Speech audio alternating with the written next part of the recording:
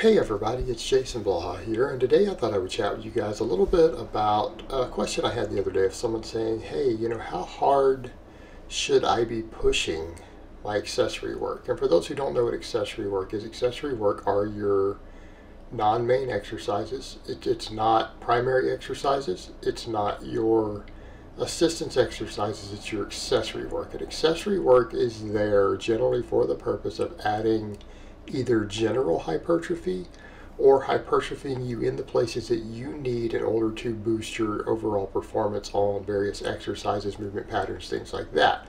And that can include even joint angle specific stuff, because people also have to remember hypertrophy does matter in terms of joint angle, because there are going to be certain muscle fibers on any given movement that are specific to certain parts of the range of motion of a joint. So it's your general hypertrophy training. All of that counts as accessory work.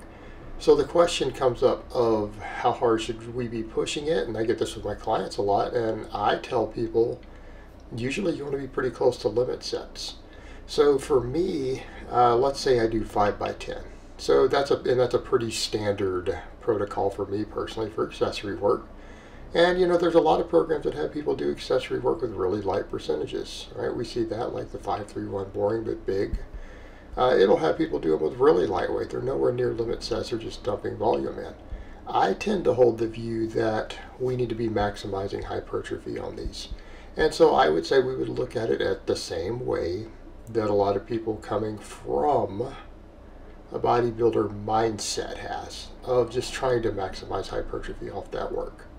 We're not just trying to add general volume. We're trying to make sure that we get growth stimulation. Because if we want to just do general volume, that's where we can do Metcon, GPP, stuff like that. And that's its own separate part of our training.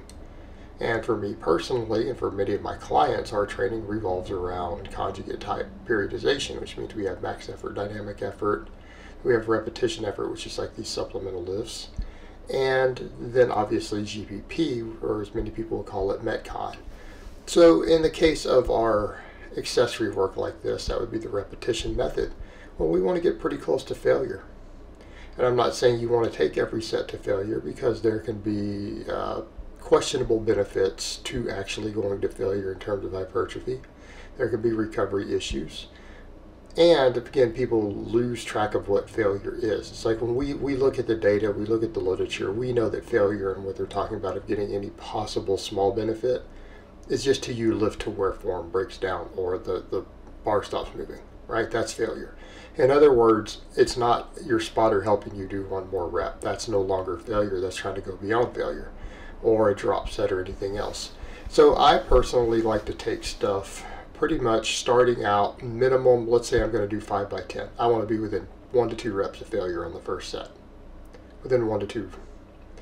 And depending upon how long your breaks are, if you're going to do really short breaks, you're going to start hitting failure with that actually. But even if you're taking the longer breaks, even your 11 or 12 rep max done for 10s, you're going to start running into issues on something like that by the 5th set. Right? It's going to start getting real hard. So my solution is generally I like to take a weight that's around what I estimate to be about a 12 rep max. Now you could go heavier, you could go more all out, and in some cases it really is a 10 or 11 rep max, and I have to rest pause. I have to rest pause, which we'll see in some of this too, even on the first set. And I think that that's a real good metric. That's a good metric for determining weight and how far to take your accessory work in terms of building muscle mass. Take a weight that maybe you have to rest pause the last rep or two. And even if you have to do that all the way to the end, let's say you do 5 by 10 and you have to maybe do 1 rest pause rep on the last rep, the first set, and you start having to do more of those as you go, and by the time you get to the 5th set, if you can only do 7 or 8 reps and then you hit muscle failure, I would say that that's a great way to go about it. That's a lot of what I do. Now some of my really small lifts like the J-arm press I might actually complete all 5 by 10, but again, it's challenging. And you know what?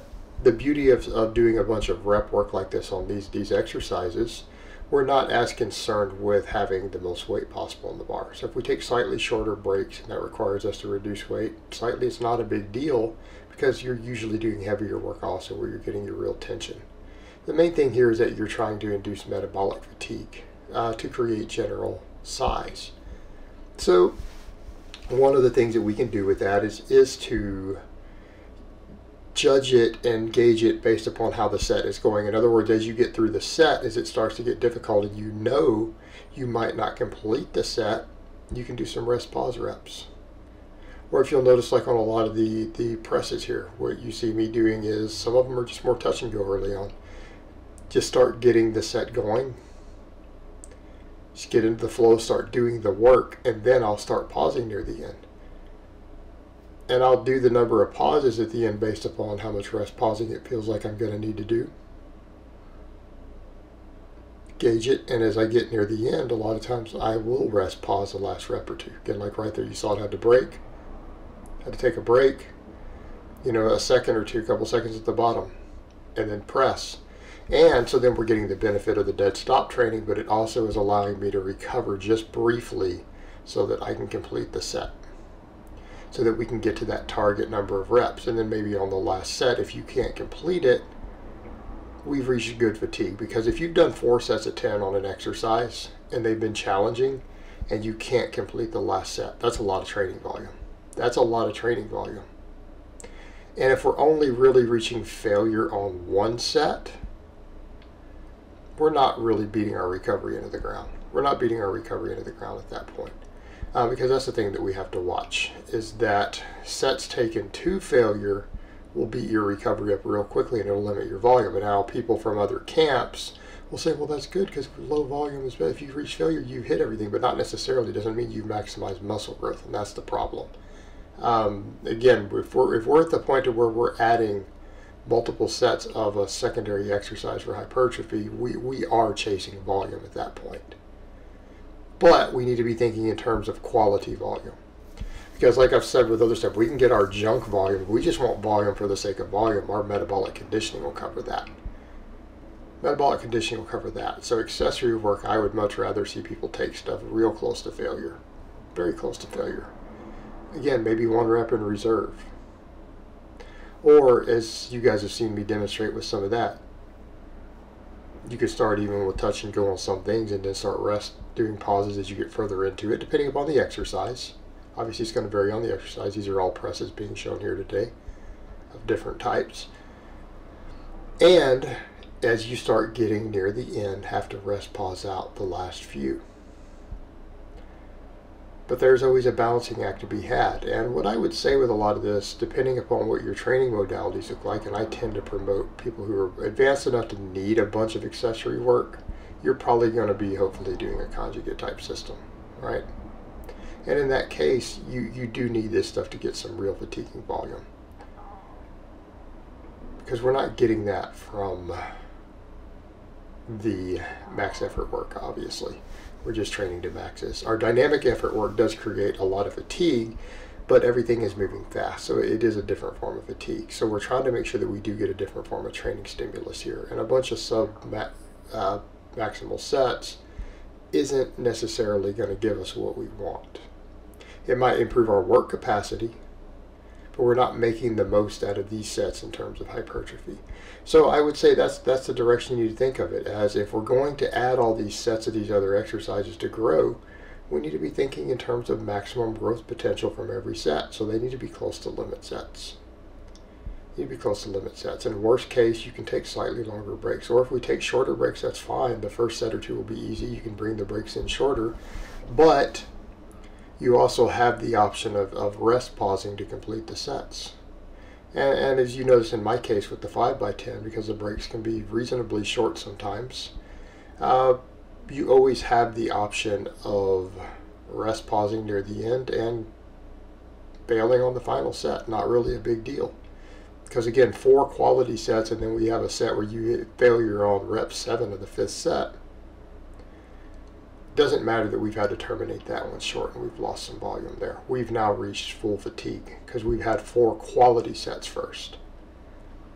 And even more so if this is a secondary exercise, because we're usually doing these behind a main one. All right, we've done other work before this. So it needs to be taken pretty far out. Again, if you're going to do supplemental work, it needs to be taken far out. But here's the thing. You don't want to sacrifice form. So when I say take this stuff to, to failure, I mean, so you miss a rep or till form starts to break down or you get a grinder. It doesn't mean you do the stupid bodybuilder intensity approaches where they're like, oh, I'm going to try to do forced reps and cheat reps. Like, why? There's no point. You're getting a low quality stimulus from that. And if you had the energy and the recovery to go mess with that silly stuff, you should have just done one more work set to close to failure, right? Or to failure. You could have done that instead. It'd be better. All right, guys, well, that's really all I have to say on that today. I hope it's been informative, and I will talk to you guys next time.